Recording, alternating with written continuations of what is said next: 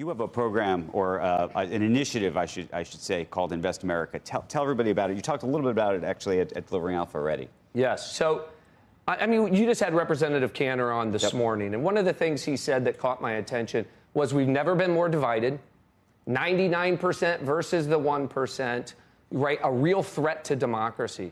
I think we have a historic moment right now to get everybody into the game of capitalism. So the idea is very simple, Andrew. This is a bipartisan piece of legislation we hope to have introduced in the spring that would cause the Treasury to create a $1,000 seed investment account for every child born in America. There are 3.7 million kids born every year in America. If we just put $1,000 in the S&P 500, it's only $3.7 billion, less than 1/100th of 1% of the national budget, less than the cost of a single weapon system, right? The incremental budget we're looking for in Ukraine would pay for this for 50 million kids and 15 years, right? You take it out of the IRS stuff. And this gets every single kid into the game. Right. And if you look at the power of compounding, right? We talk about financial literacy.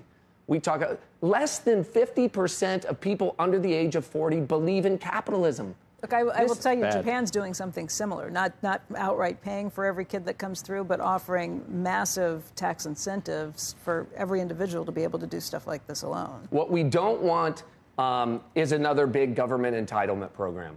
What we want to do is empower individuals. The federal government can seed it, get it going.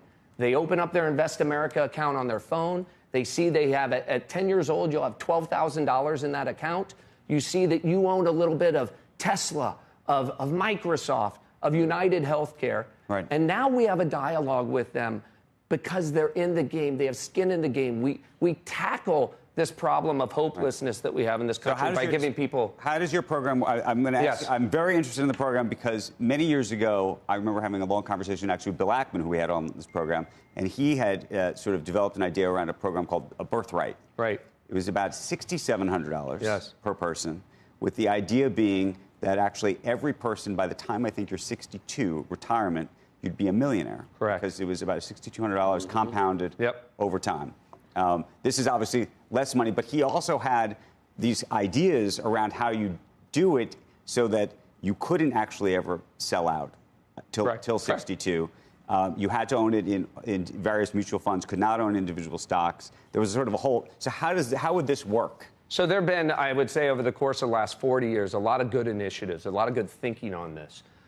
They've all failed for certain reasons. Baby bonds, Senator Cory Booker, has an idea to give certain kids bonds. The problem with the bond is it doesn't appreciate. You don't learn about capitalism. You don't actually own your slice of these companies. It doesn't benefit from compounding. The challenge with Bill's idea, and by the way, I like a lot of it, the challenge with we can't afford it.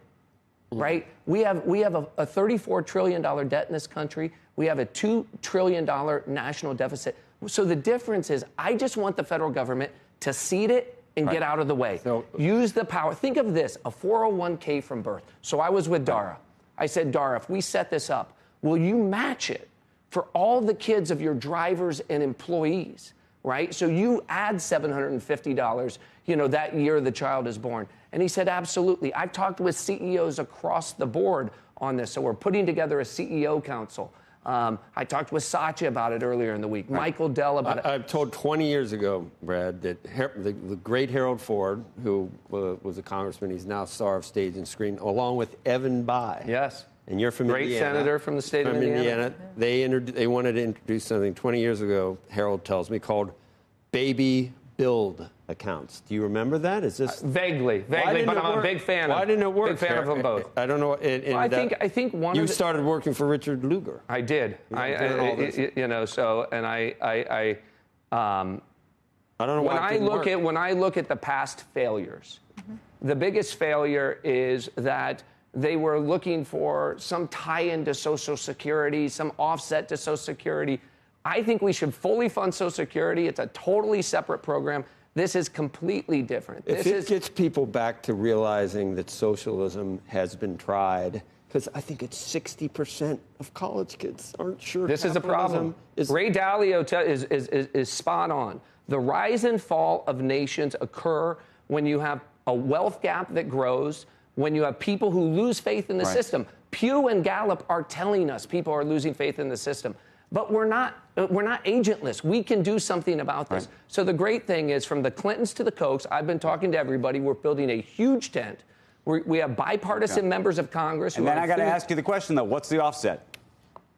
So first, you know, I was presenting at a. What? Take it out of that IRS money, Andrew, please. We don't need 80,000 more agents for 10 billionaires. All right. I have to say that when I think about the bills in front of the House and the Senate right now, $100 billion of incremental investment being talked about to fund 2 wars, right, in Ukraine and the Middle East. We've already spent $100 billion in Ukraine.